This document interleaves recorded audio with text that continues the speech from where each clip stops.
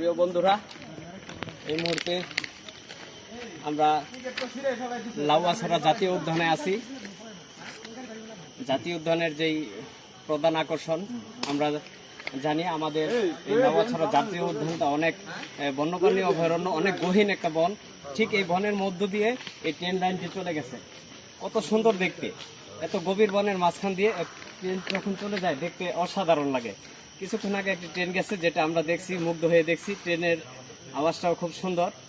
আর এইখানে ঘুরতে আসলে একটু সাবধানতা অবলম্বন করতে হয়, যেহেতু জঙ্গল, ট্রেনের আওয়াজ ওইভাবে পাওয়া যায় না। তাই যারা আসবেন অবশ্যই সাবধান থাকবেন, কারণ আগে পিছিয়ে ট্রেন আসে কিনা এটা বারবার লক্ষ্য করবেন। আর এই জায়গাটা এমন একটা জায়গা, এখানে আমার আছে জল। আমরা হুমায়ুন আহমেদের যেই কালোজয়ী ছবি আমার আছে জল ছবির শুটিং হয়েছে, সেটা এখানে আছে। তাছাড়া আমরা জানি একটি হলিউড মুভিরও ছবি হয়েছে এখানে।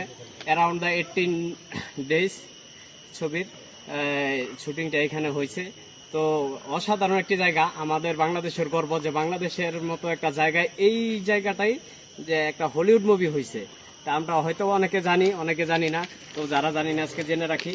আসলে আমরা এই বনের ভিতর দিয়ে ঘুরছি, আরো ঘুরবো, মাত্র আসছি। আমরা গহীনে যাওয়ার চেষ্টা করব, দেখি কোনো বন্য প্রাণী আমাদের চোখে ধরা দেয় কিনা।